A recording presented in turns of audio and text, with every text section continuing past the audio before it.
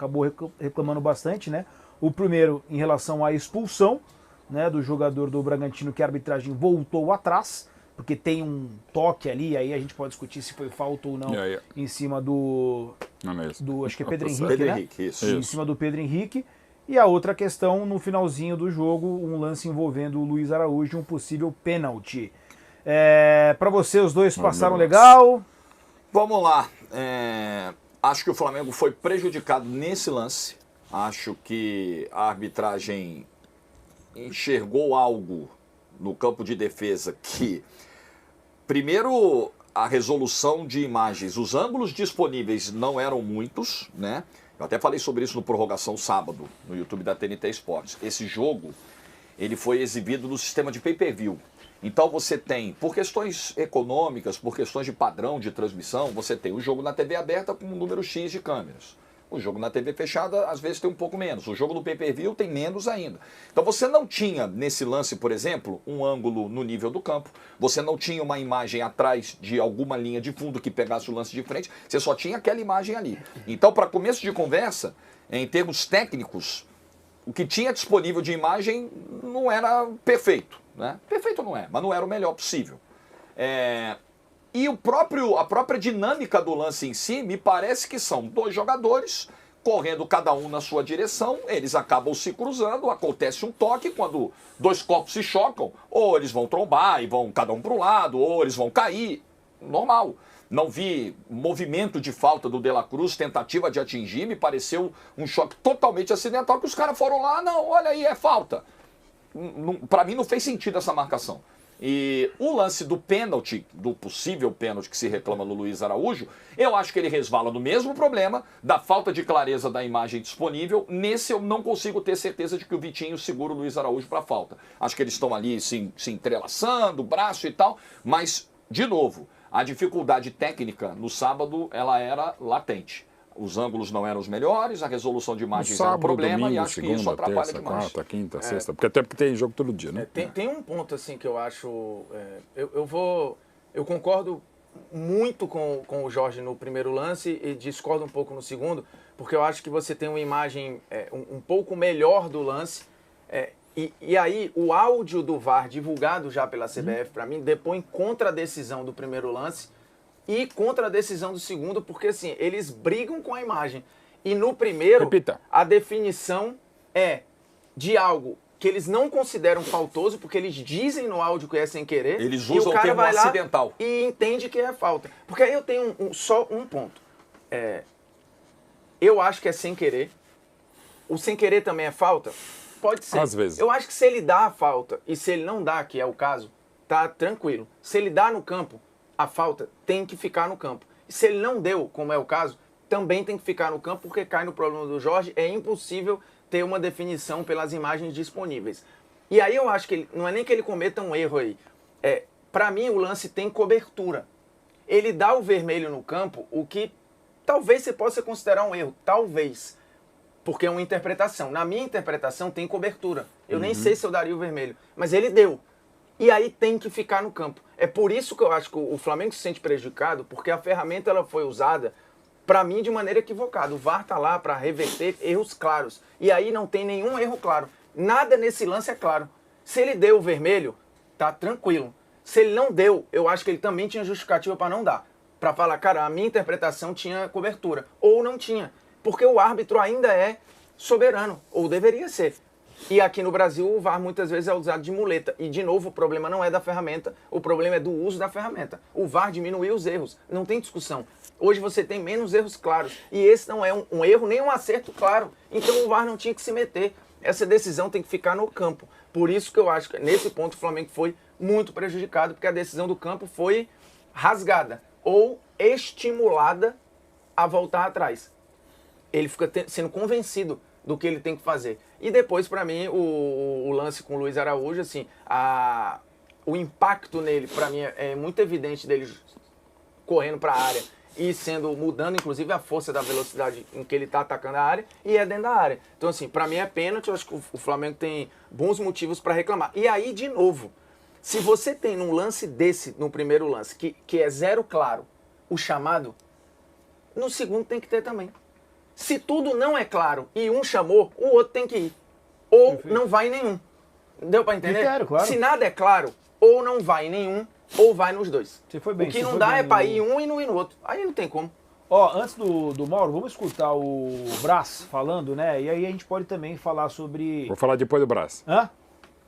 Depois do Brás, pode ser? Pode. Pode ser ou não, Mauro? Você quer falar antes do Brás? Não, Vamos escutar brincadeira. o- Não, é uma sacanagem que eu fiz. Vamos escutar o Brás depois Até do porque ele Mauro vai falar. viriliza mais do que eu. Roda aí. Assim, é uma vergonha o que está acontecendo. Agora eu quero saber o seguinte, eu quero entender se é quem bate mais forte na mesa, sem quem briga mais, é que está levando. É isso que a CBF está se ajoelhando? A isso? A quem dá porrada na mesa, a quem bate, a quem fala de inalações perigosíssimas? Então, a gente tem que ver como é que vai fazer, porque senão isso não vai acabar bem, o campeonato não vai acabar bem. Não vai acabar bem, não é para o Flamengo, é para ninguém. Agora, a gente tem que entender. Se a gente entender que tem que falar e vai ter que pressionar, não tenha dúvida que o Flamengo vai fazer isso também. Eu não acho esse o caminho correto, eu não acho o caminho plausível, mas está vergonhoso, está vergonhoso. Tá vendo? O que a gente viu hoje aí é digno de pena. De não chamar o VAR em 2, 3 lances, em análises que eram perfeitamente fáceis de você interpretar se chamasse o VAR, se usasse a tecnologia. Mas quem está no VAR também está pressionado. Né? Os pontos lá em que as interferências que entram por aqui, pelos telefones. Interferências que eu digo em relação... Aqui fala se foi ou não foi, o que acha. E essa interpretação tem que ser da pessoa que está ali, na hora. Então deveria, eu vou dar até a sugestão.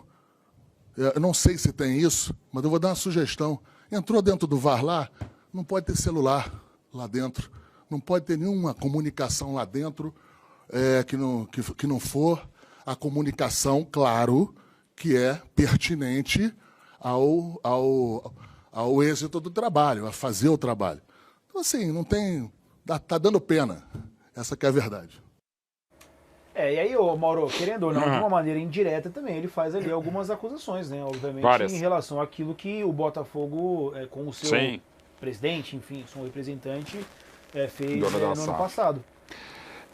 Essa questão do VAR, da arbitragem, eu acho que poderia ser debatida com mais eficiência e, sobretudo, com mais responsabilidade. Por parte da mídia e por parte de dirigentes. Né? Dizer que os árbitros são pressionados porque estão com o celular no VAR,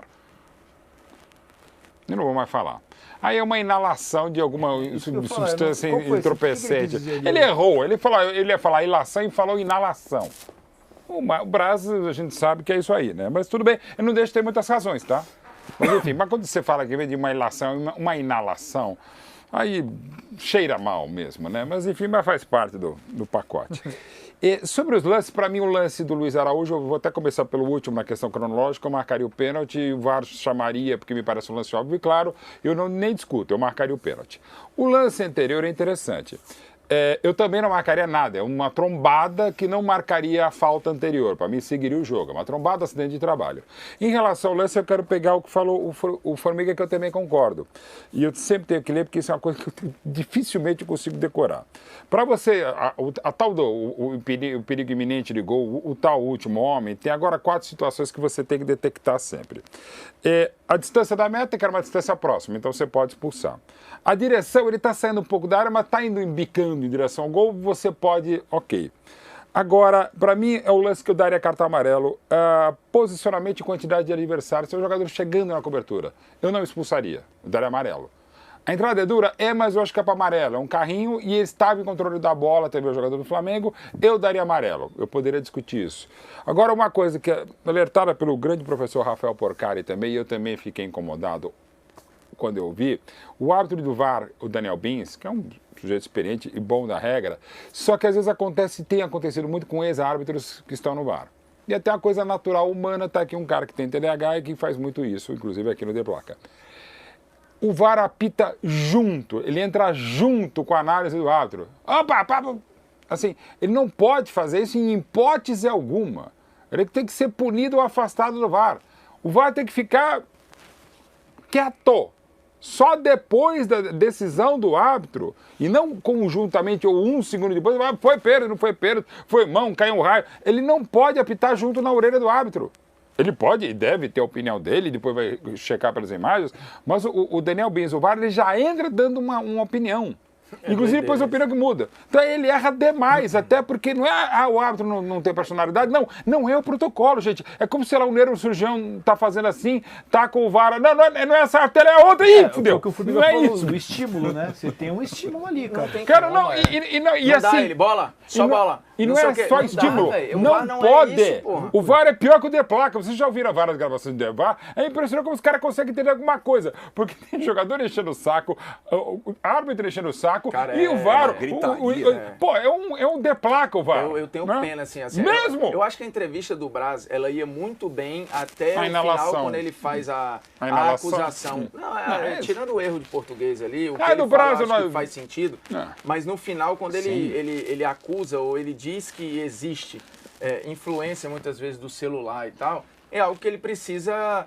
Ele precisa comprovar, precisava de mais elementos para falar que isso acontece. Até ali, eu acho que a entrevista ela é muito boa. Sim. Porque assim, ela gera um debate, já que a gente falou no início aí sobre show, sobre provocações. Quando ele fala, cara, afinal é o quê? Vale quem grita mais?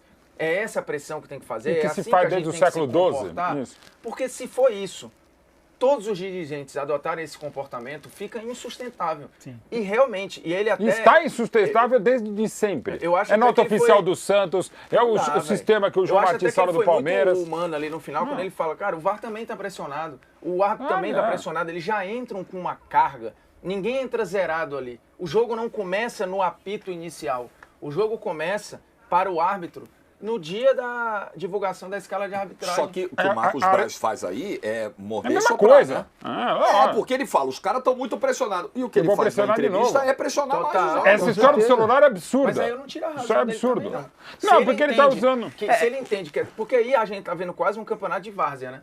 É quase um campeonato respeite amador. a várzea. A várzea é mais organizada. Um campeonato amador onde você tem a reunião num monte de gritaria, as influências no ouvido e tal, para você tentar algum tipo de benefício, não hoje, mas amanhã. E os dirigentes várias vezes se comportam assim. Você grita aqui, sabendo que não vai tirar o erro daquele jogo, mas você grita para tentar ganhar no próximo. E isso é muito ruim, porque aí os árbitros passam a entrar já cheio de carga. E é impossível você cobrar do cara que ele não entre com essa carga. É impossível. Não tem como. Eu não vou aqui ficar do ar-condicionado cagando regra pro árbitro, dizendo, não, mas ele deveria, porque ele não pode. Cara, não tem como. Até porque ele não é um profissional. Ele é remunerado por algumas coisas. Para começar, ele não é um profissional. Ninguém ajuda a arbitragem, os árbitros também não se ajudam. Não é por acaso, faz tudo parte do mesmo pacote. É o pior momento da história da arbitragem brasileira disparado. E o VAR prejudica, potencializa. O VAR ajuda em uma e outra coisa e cria outras até pelo próprio instrumento do VAR. Porque se é um lance sem o VAR esse aí, você vai discutir, tal, não sei o que lá. Aí você reapita. A gente usa o VAR para reapitar lance. Sabe o que é mais engraçado, Mauro? Você que é um cara que estuda história, já viu momentos tensos também de arbitragem, inclusive com jogo, com juiz errando contagem de pênalti, tendo que dividir título. E a imprensa errando junto. É o pior momento da arbitragem brasileira com a menor quantidade de erro. Só que você tem uma ferramenta que era para, na cabeça do torcedor, ou nossa, certos erros não deveriam existir.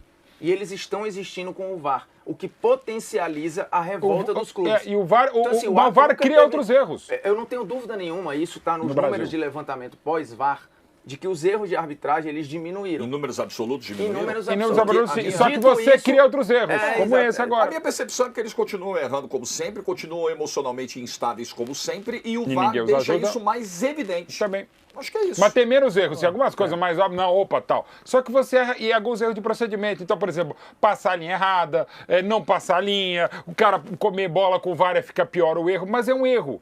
Ah, o cara não viu um pênalti, que o VAR, assim, fica mais errado, mas já era um erro. Aí você pode discutir, eu e o Formiga tem uma ideia mais ou menos parecida, para mim era amarelo.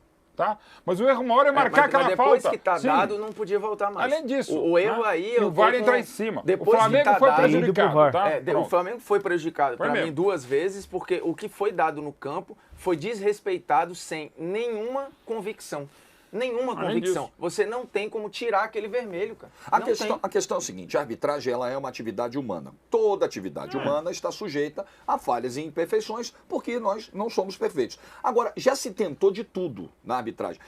Quanto mais gente você coloca, a ideia, em tese, é você ter mais olhares, você ter mais pessoas para tomar decisão e você diminuir a quantidade de erros, o risco de erro. Então já tentaram o cara atrás da linha de fundo, é quarto árbitro, é quinto árbitro, é VAR, é assistente do VAR, é o operador do VAR, é o delegado, tem um monte de gente para tentar diminuir. Mas o problema maior não é a quantidade de pessoas envolvidas, não é necessariamente a qualidade da ferramenta, também passa por isso.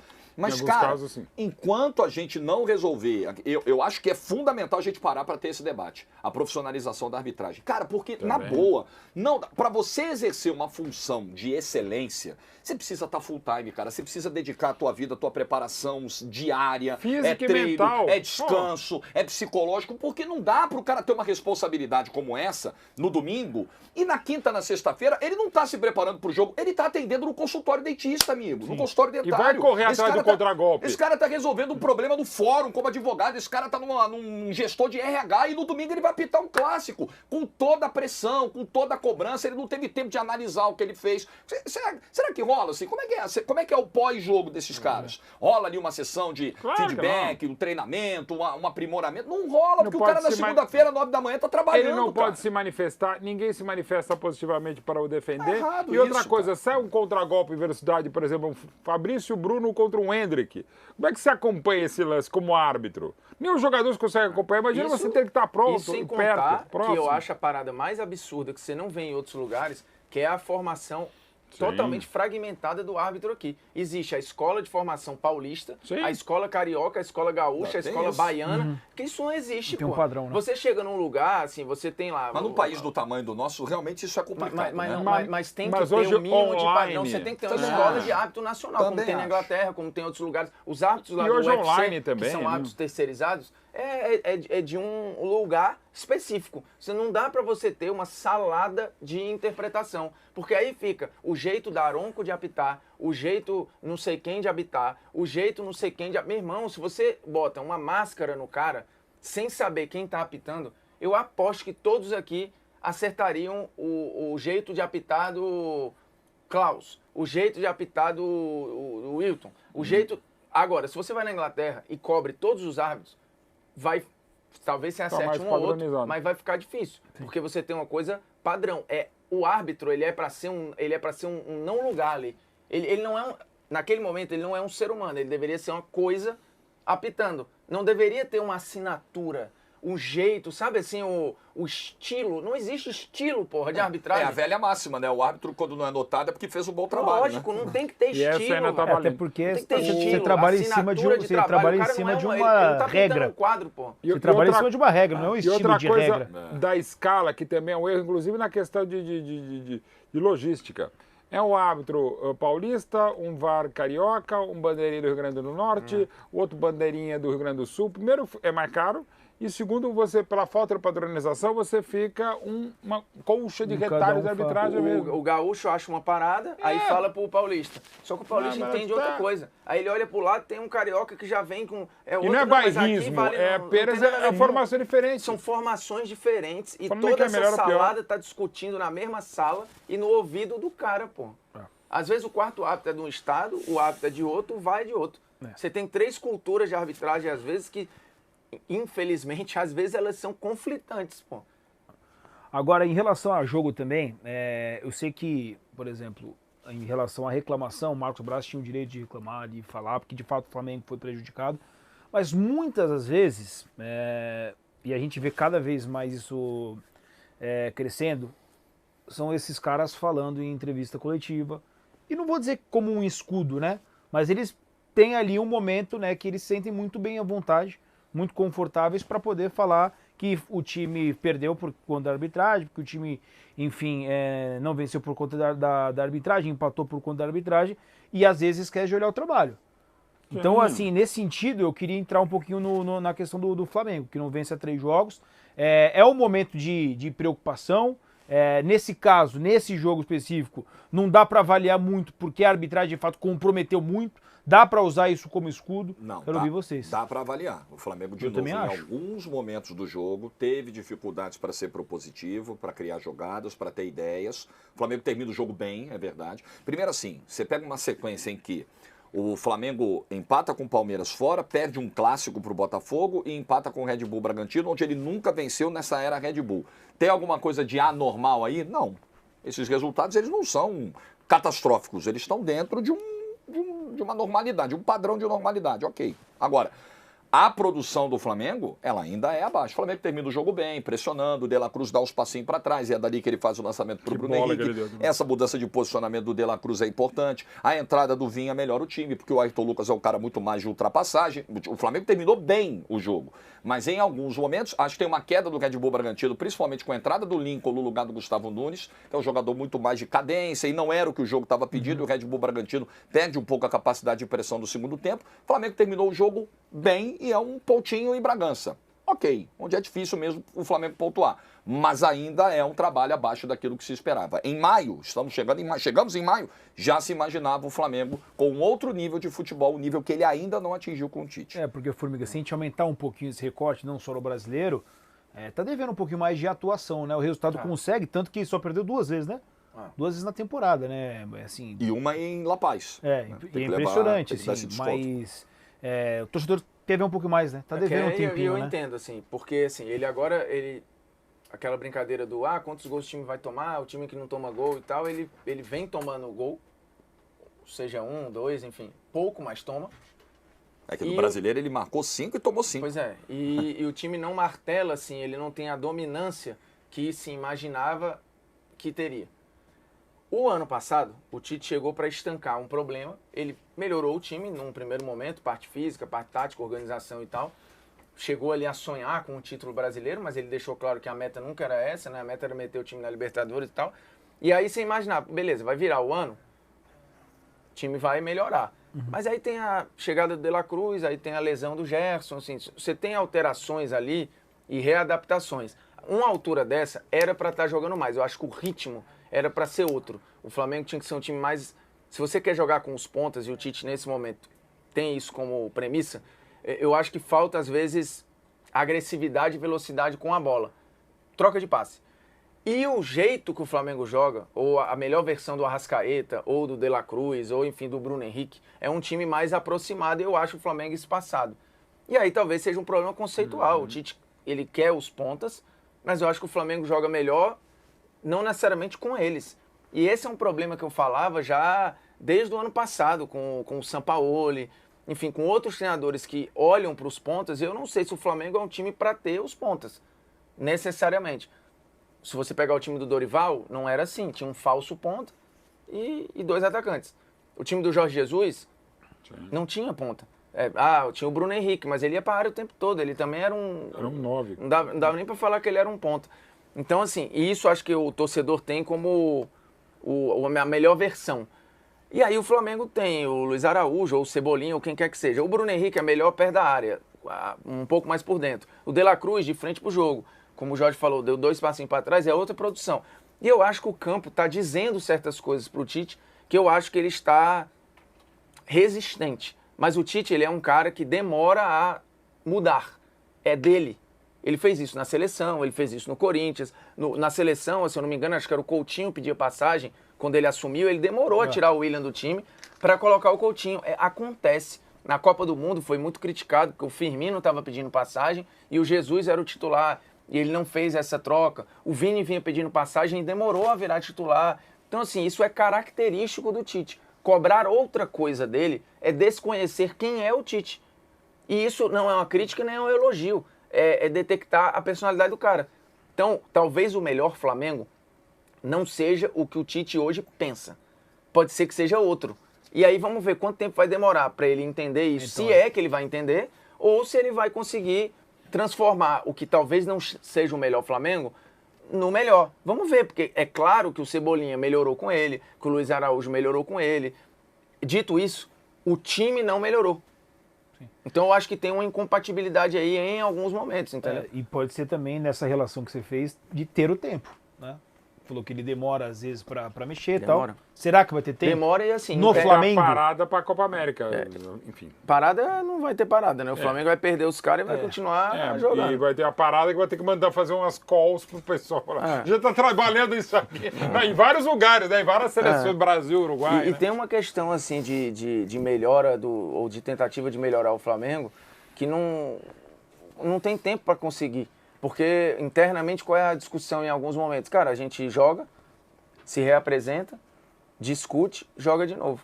A quantidade de treino tá baixíssima. Para um cara que gosta tanto do campo, de estar nesse contato, o Tite não tá nem conseguindo pensar e executar coisa.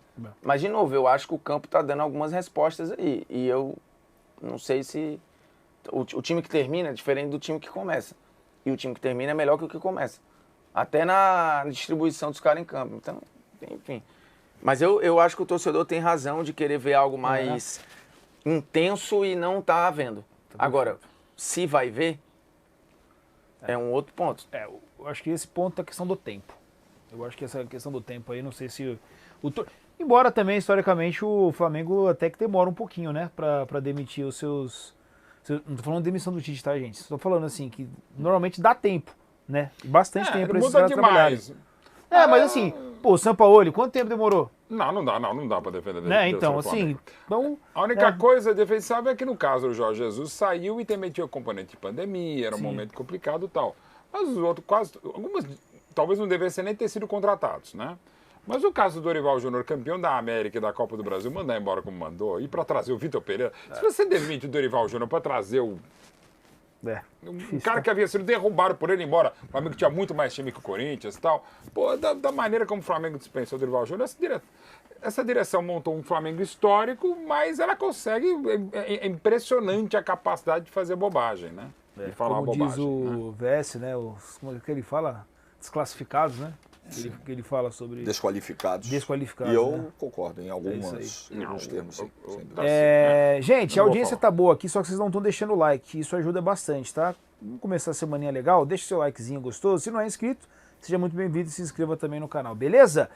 Outro jogo que também foi marcado com um erro ali. Na verdade, não é um erro, né? Mas enfim, uma polêmica, né? Que foi Botafogo e Bahia, né? E aí eu lembrei também de um jogo que teve, acho que do Palmeiras, se eu não estou equivocado, que aí é a questão da linha, do gol de impedido do Rony, né? Que talvez a linha tivesse um pouquinho lá para baixo e tal, não sei o quê.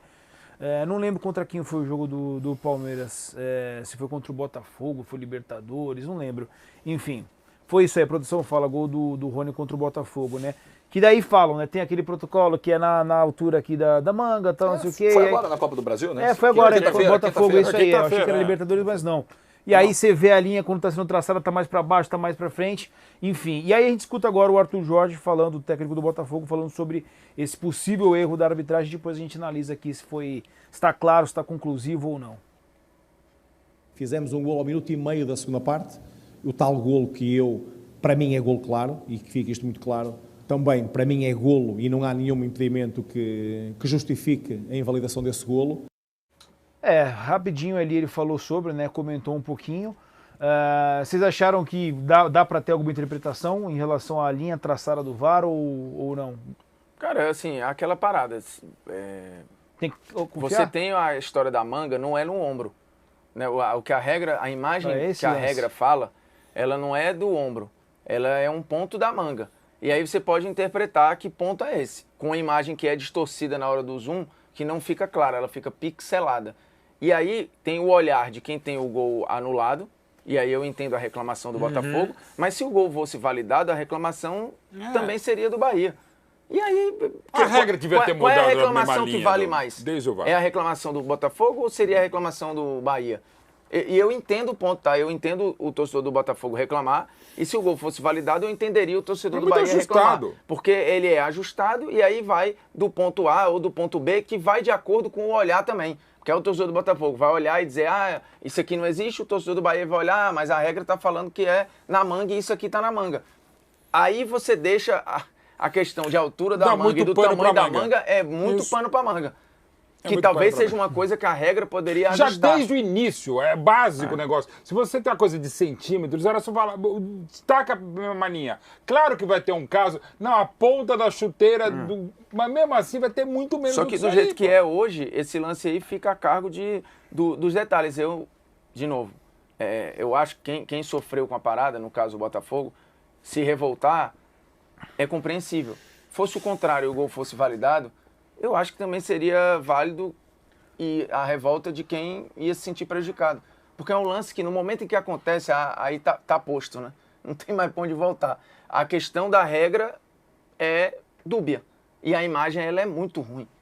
Ela é muito ruim. E não dá pra confiar no olho claramente, né? Porque na hora que vai pro telão, muito difícil. o torcedor já crava que o cara estava em condição legal. Quando você começa a ver a linha traçada e a projeção dela no chão, você vê e fala, é no limite. Vai ser no limite. E aí esse limite é um ombro pra cá, um ombro pra lá. A questão é, se ele faz o gol com aquela parte do corpo, vale? Se o árbitro interpretar que, de novo, vai interpretar, porque aí vai chegar na imagem da regra, né? Da manga pra cá, manga pra lá. Um ombro maior, um ombro menor. Se faz o gol com aquela parte do corpo no seu time, você ia considerar a mão ou não ia considerar a mão? E assim, E se é pro meu time, eu ia considerar a mão ou eu não ia considerar? O olhar, ele acaba sendo muito poluído, cara. A verdade é e essa. até porque também é legal, tudo que é mais transparente é melhor, inclusive a divulgação rápida dos áudios, a imagem no telão, mas ao mesmo tempo E a a imagem no explicação do telão, árbitro a também eu explicação também é legal, mas ao mesmo tempo você cria mais uma pressão. Porque você tá, olha lá, e o olha lá é um olha lá. Lá. Olha lá. Olha O lá, ele. tendencioso, né? Então, o lá ele, basicamente, olha lá. E para pessoas como eu que não enxergam bem, é mais complicado. Você enxerga com o fígado. Então, você no futebol enxerga com o fígado, com o cotovelo, muitas vezes vítima de epicondilite. Uma série de circunstâncias. Então, você já vai convencionando. É mais um instrumento de pressão para o árbitro. E pra Olha gente lá, ser juiz. justo aqui, uma parada, outra coisa que também eu acho que foi pouco discutido nesse lance, tá? Que é o seguinte, o Bandeira dá o impedimento no campo, Tudo foi né? discutido. Né? E o Bandeira tá bem colocado, Isso. né? O Bandeira dá o O impedimento no Botafogo campo. nem comemora, inclusive. Se a gente fosse levar a cargo o protocolo mesmo, fala assim, dá pra ter certeza nesse lance?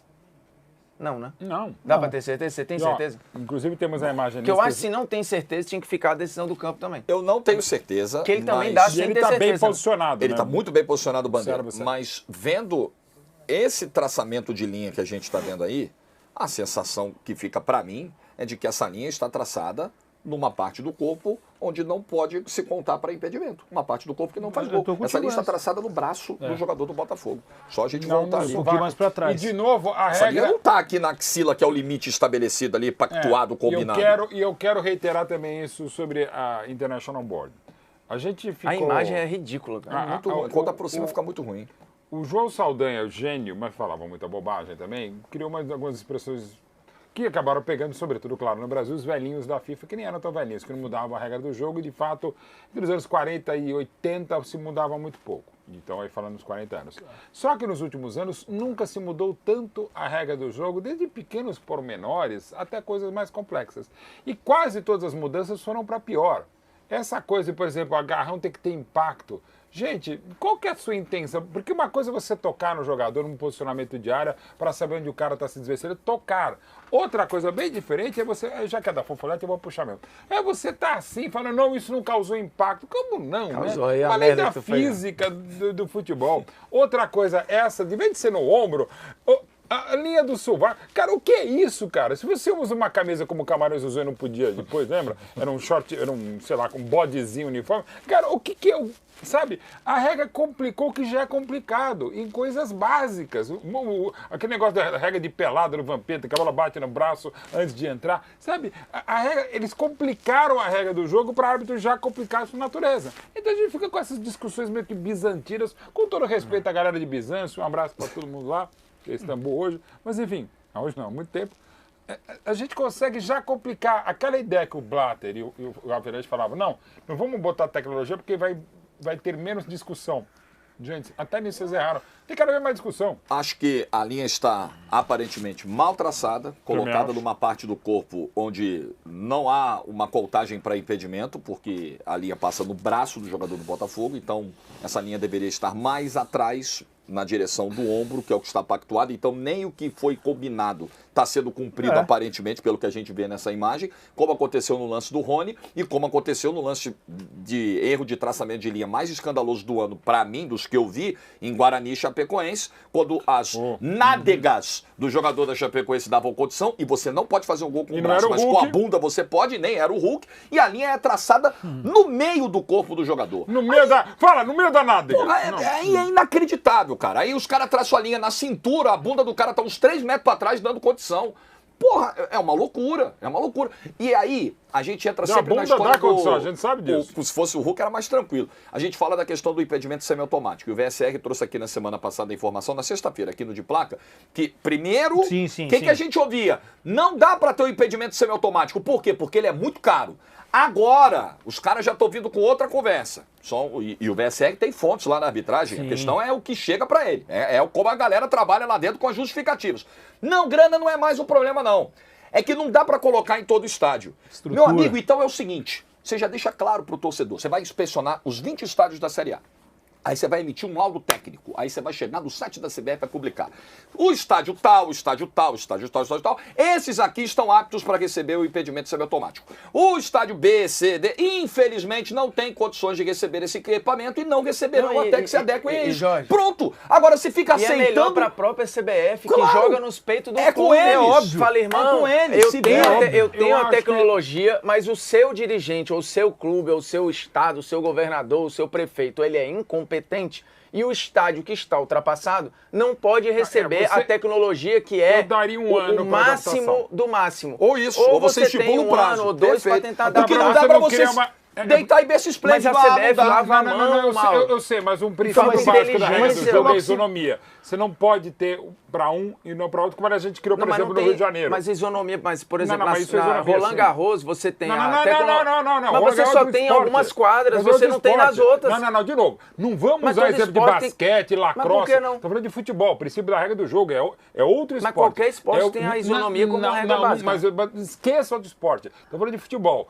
Regra do jogo é a regra do jogo. Assim como a regra do país, todo país, a Dinamarca tem uma Constituição. Mas tem jogo que não tem VAR no Brasil. Não, mas aí é diferente. O jogo do estadual, não sei da onde, não tem VAR, pô. Ok, mas no mesmo campeonato você não pode fazer a excrescência que se fez no Rio. Não, a partir de agora vão ter os clássicos, vão ter... Não pode. Ou você tem... Não, teve que é um erro absurdo que aconteceu no Rio de Janeiro. E que a gente vai pegar em armas ao na própria Copa do Brasil, a partir de tal parte mas aí mas aí é o mesmo campeonato também errado. Mas é a partir... O que não pode, no mesmo campeonato, na mesma rodada... Mauro. Mas já foi eliminado por um erro de arbitragem. Eu acho que não tem mundo perfeito aí, Mauro. Eu sei. Não. Aí é completamente diferente, gente. Você não pode ter na mesma fase do campeonato um jogo com VAR, outro jogo sem VAR. Mas a culpa é... Não, vai ter VAR. A questão é qual a ferramenta. A ferramenta é um upgrade que você não pode ter. Ou você tem para todo mundo, não tem. Então quer dizer que aí você está nivelando por baixo. Quem é incompetente com o estádio merda não pode, joga o campeonato todo para baixo. É questão financeira. Mas aí você pode até ajudar, e seria o ideal que a CBF ajudasse os clubes que não têm condição a fazer a condição que se tem. Em cima dessa coisa... se deu um ano para fazer, ou 6 meses. Mas em cima dessa coisa do princípio da isonomia,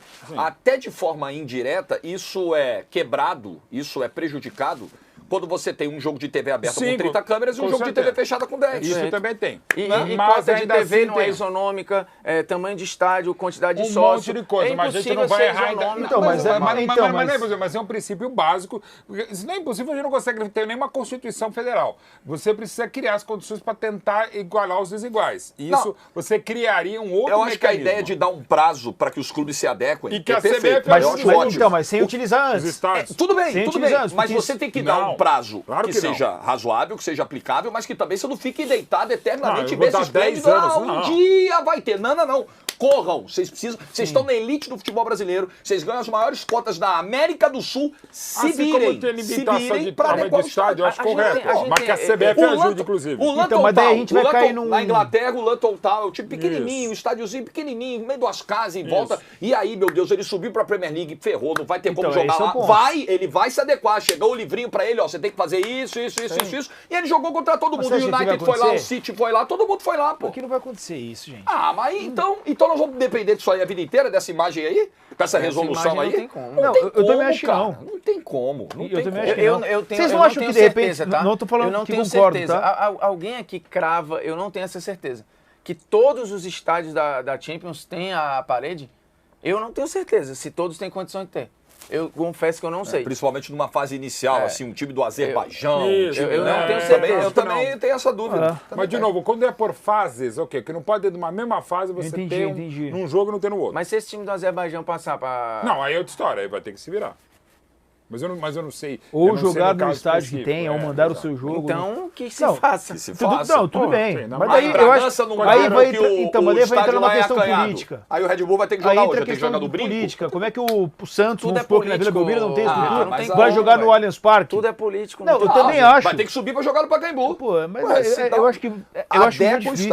Eu acho que é o mas é ideal, difícil, Vitor. mas é muito difícil, Mas se a cara. gente ficar nessa, é difícil, e a gente não fizer nenhum movimento pra tentar resolver, nós vamos ficar a vida inteira não, aqui, ó, eu em circo. acho que tem que Agora, fazer sabe um o que movimento pra sabe o que é tentar. doido dessa história que a gente viu ali? Eu até falei, porque o árbitro deu o impedimento, então na dúvida que fica a decisão do campo. Mas ele, assim, o olho humano, tá? É impossível dar aquele impedimento. E o cara levanta a bandeira sem convicção nenhuma. Não tem como ele levar. Não tem. O cara vai num como instinto, ele talvez. dá aquele impedimento.